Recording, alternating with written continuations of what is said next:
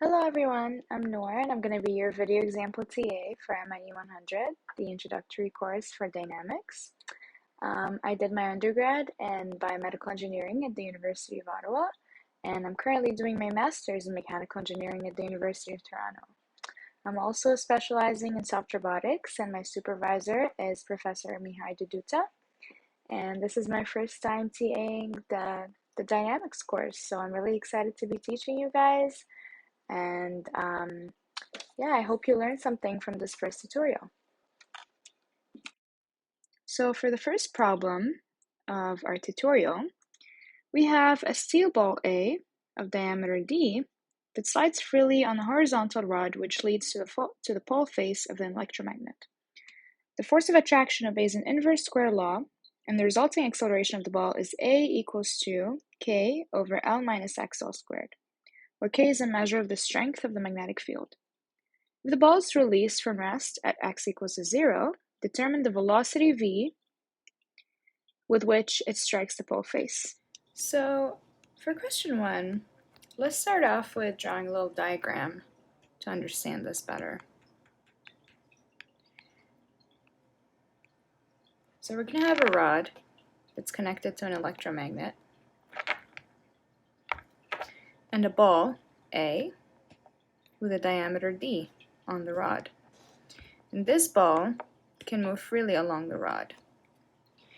The electromagnets will be able to pull that ball towards it so that when it's in its resting stage, for example here, it will be able to be pulled back to the pole face. So this is where the x-coordinate starts, and this is length L.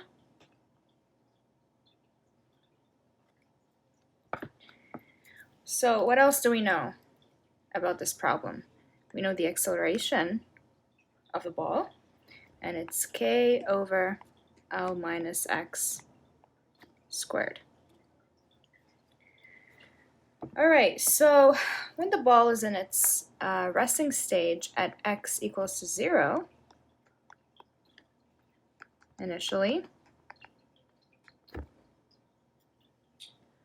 the velocity is also 0. However, we want to know the velocity when it reaches the pole face at position B.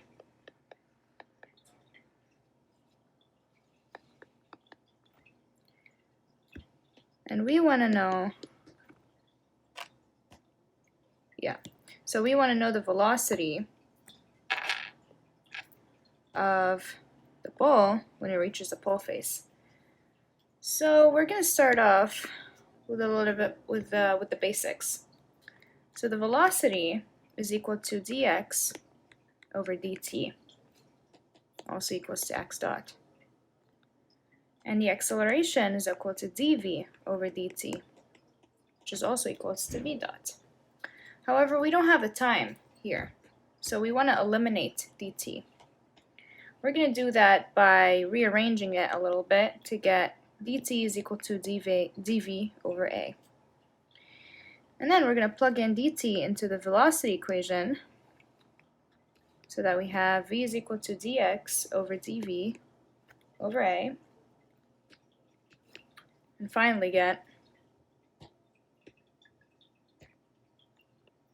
v dv is equal to a dx.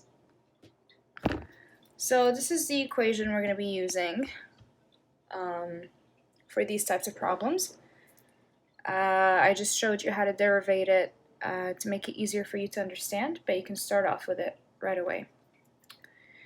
Now we're going to start doing a little bit of integration. So we're going to integrate v dv from 0 to vb, and the acceleration, k over L minus x squared, from 0 to x, to xb. The first one's pretty simple. It's just going to be v squared over 2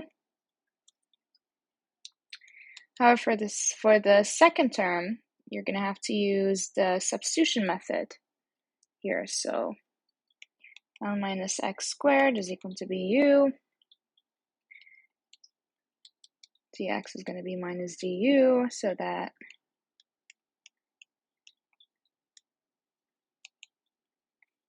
this will be fairly easy to integrate. And we're going to substitute the L minus x squared back into the u to get k over L minus x.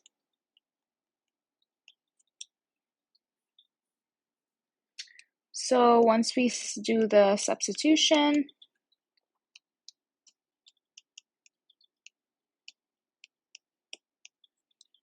it's going to simplify to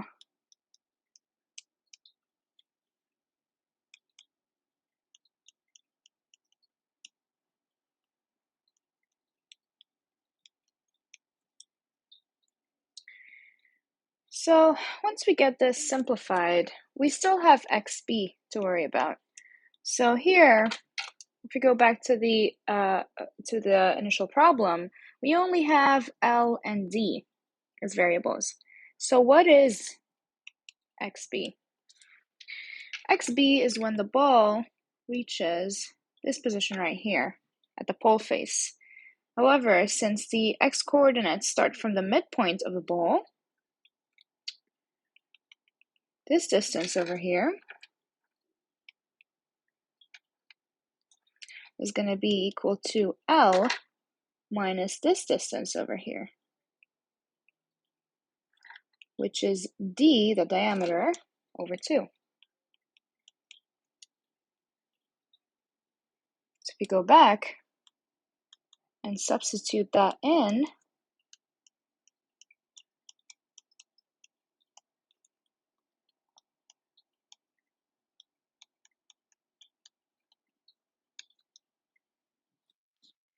it's going to give you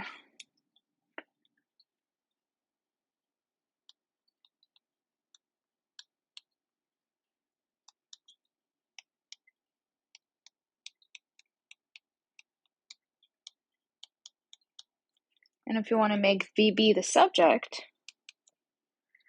we're going to end up with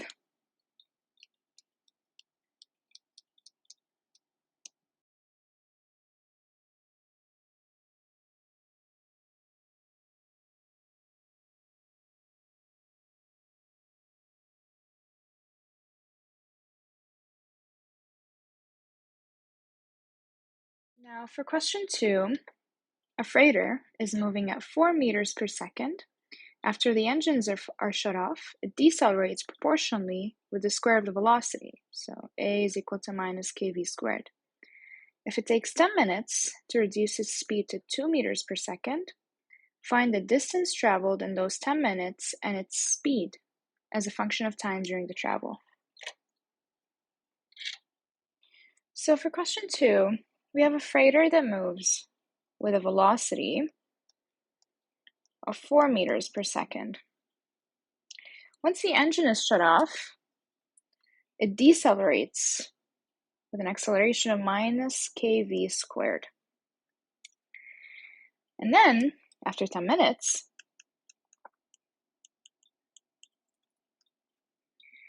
the velocity reaches to 2 meters per second. Now, we want to know the distance traveled during those 10 minutes. So how are we going to do that? We're going to start off with the equation for acceleration, which is dv over dt. And then we're going to enter the equation for acceleration and start integrating.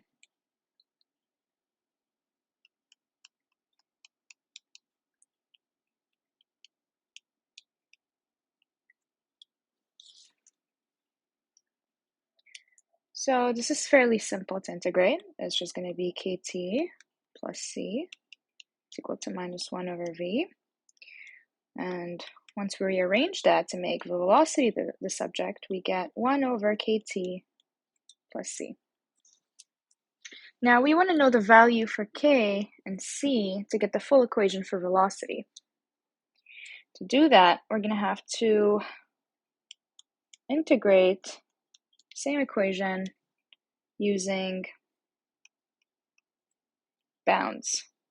So wait, let me define that first. So we're going to take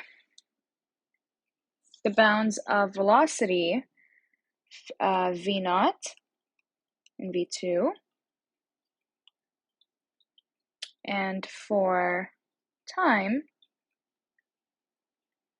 also t naught and t2. So the time here is 10 minutes, but it can also be 600 seconds. We're going to take it in seconds to make it easier for us. So minus k dt is equal to dv over v squared from 4 to 2 meters per second. Once we do the integration, we finally come up with minus 600k is equal to minus half plus a quarter, to end up with k being 1 over 2,400. So once we've got that k, we can plug it into the equation.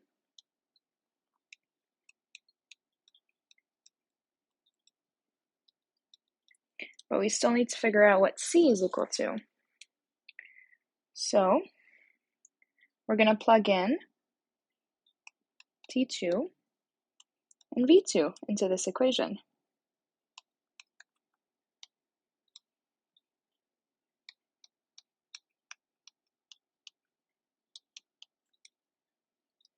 After we start simplifying and solving this equation, we get c is equal to a quarter.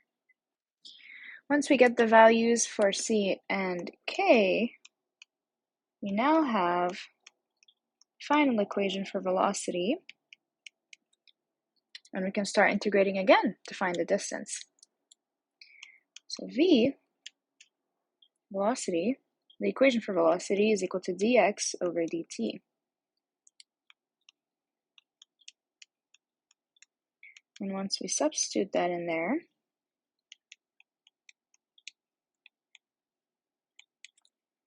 we can start to integrate.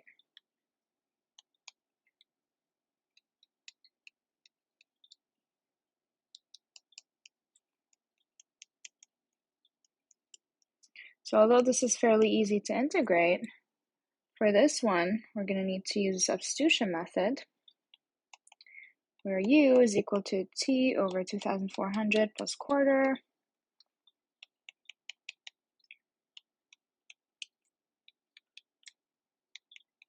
Then we're going to integrate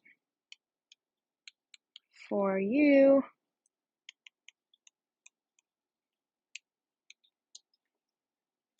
and substitute it back in.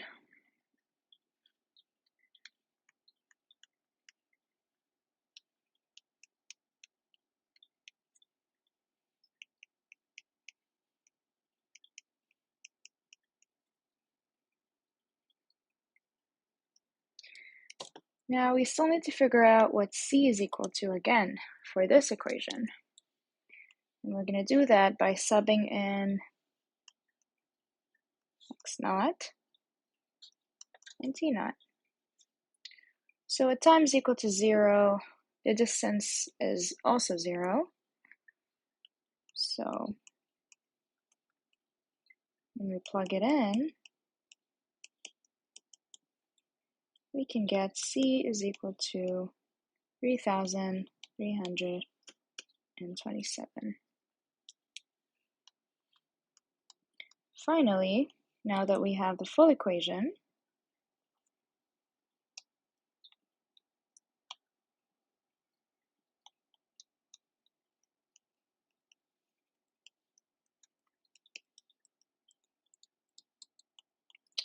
we can sub in t2 to find x2. So 600 over 2,400 plus a quarter plus our c is going to give us x2. x2 is going to be 1,663 meters. Is the final answer.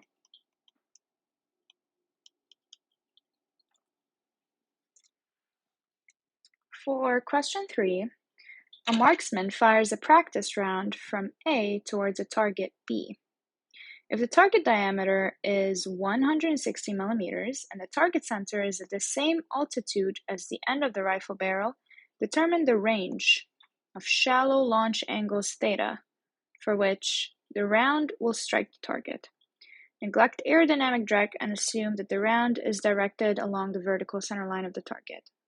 Note, the word shallow indicates a low flying trajectory for the round. For question 3, we'll draw a little diagram again, just to familiarize ourselves with the problem. So we've got a rifle, A, that shoots at an angle of, well, we don't know the angle actually, but we know it is small. So theta is small. So the rifle shoots the bullet with a velocity of 900 meters per second. And it's trying to hit a target at B, which has a diameter of 160 millimeters, or 0.16 meters. The distance between the rifle and the target is 1,500 meters. And we want to know the range of theta that could allow the bullet to reach the target. So to do that, we're going to have to use the projectile motion equations.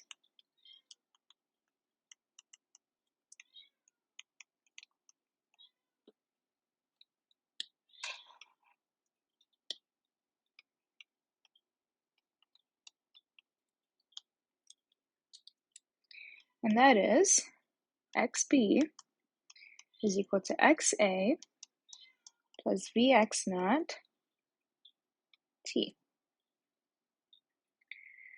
Now we know that xa is 0 and xb is 1,500 meters. Vx naught is going to be 900 cosine theta, because we want it in the x direction. Sorry, ignore my cat.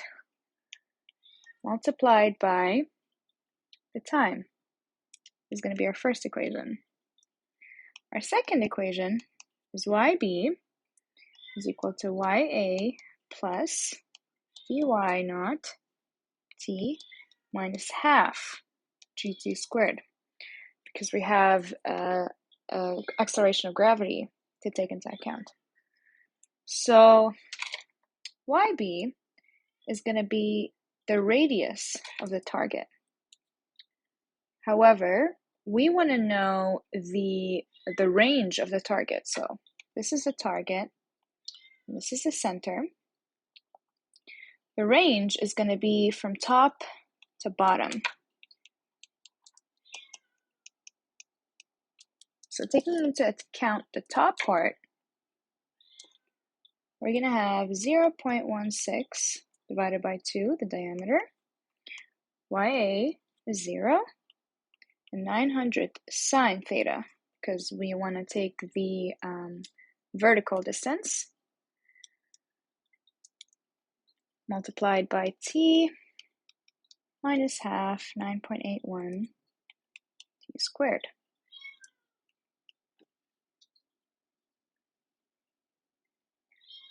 These are the equations used for the top of the target.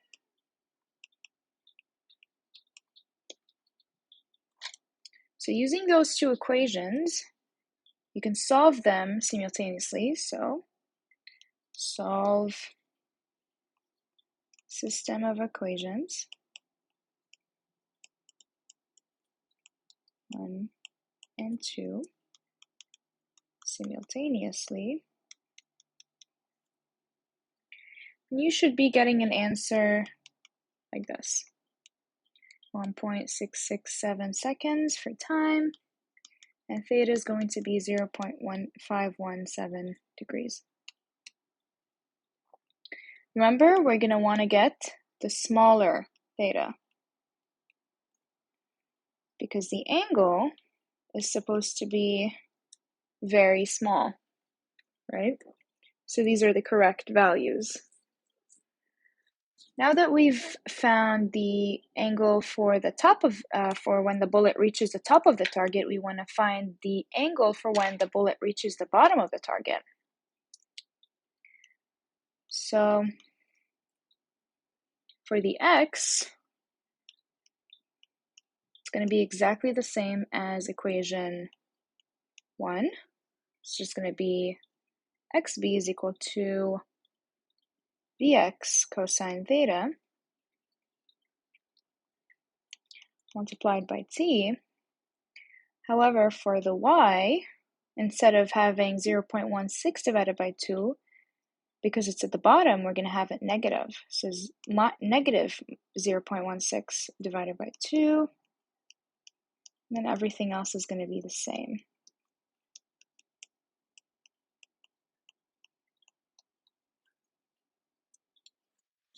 And again, once you solve the system of equations,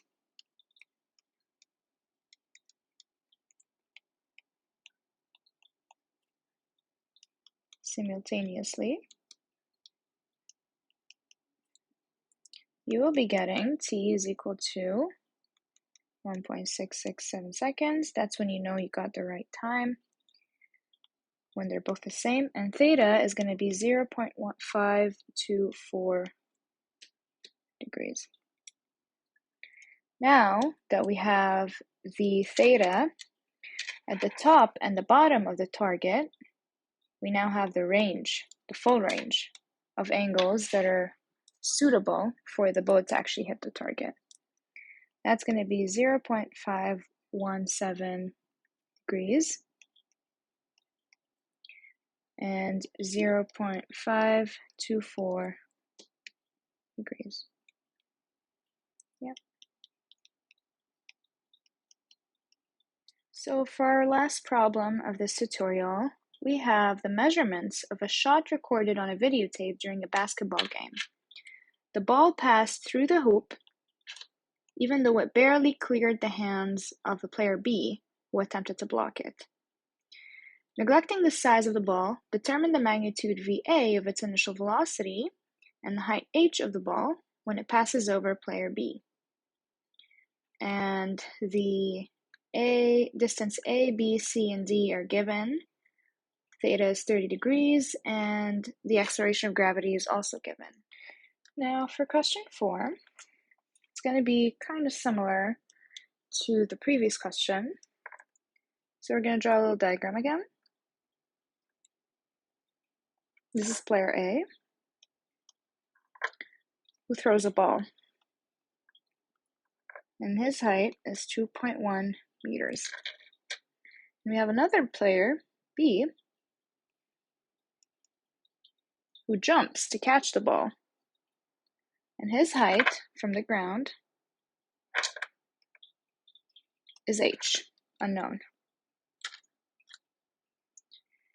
And then we have a hoop, C, with a height of 3 meters from the ground. Now, when player A throws the ball, player B just short of catches the ball, just like was almost going to catch it but didn't. So then the ball was able to reach inside the hoop at C. Now the distance between player A and player B was 7.5 meters, and the distance between player B and the hoop was 1.5 meters. Now the ball was thrown by player A with a velocity of VA and an angle of 30 degrees. Now we want to know what the initial velocity of the ball was, so VA, and the height of player B from the ground once he jumps. So to solve this equation, we're going to use the projectile motion equation. So x is equal to x naught plus vx naught t. So we're going to start off with when the ball reaches the hoop. So ball in the hoop. So when the ball reaches the hoop, the x distance is going to be 7.5 plus 1.5, and initially xo is going to be 0, and v is going to be VA, what we're trying to find, cosine 30, because it's in the x axis, multiplied by the time TC. TC is the time taken for the ball to reach the hoop. So this is going to be our first equation. Our second equation is when the ball reaches player B. So that's just going to be 7.5 meters. And again, x naught is 0 plus VA cosine theta. Well, we know what theta is. It's cosine 30 TB. And TB is the time taken for the ball to reach player B.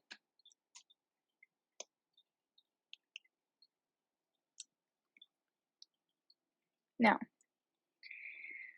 we're going to find the distance in the y direction. So y is equal to y naught plus vy naught t minus half gt squared. Now here we're going to analyze it when the ball is in the hoop. So the third equation is going to be 3 meters, because that's the height of the hoop. And initially the ball was at 2.1 meters, because that's the height of player A, I mean. Plus VA sine 30, because it's in the y axis. TC is half 9.8 TC squared. And for our fourth and final equation, we're going to analyze it when the ball reaches player B.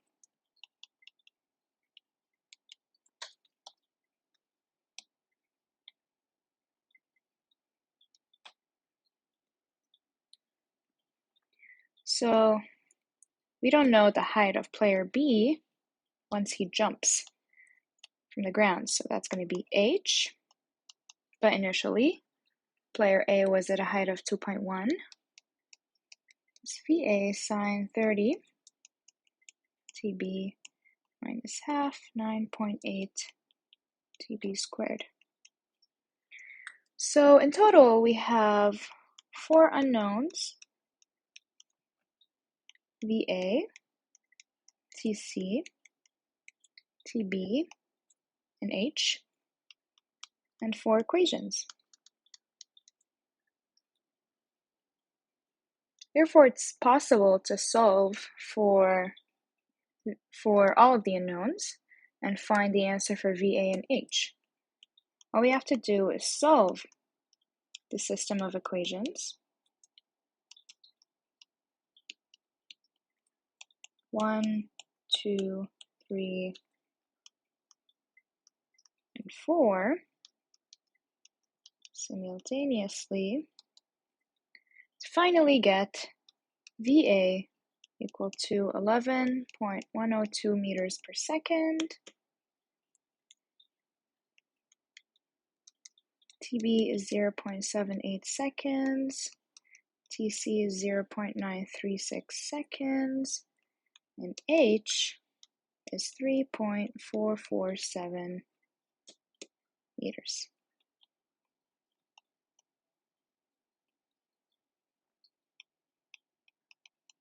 And those are the final answers. So that was the end of our tutorial.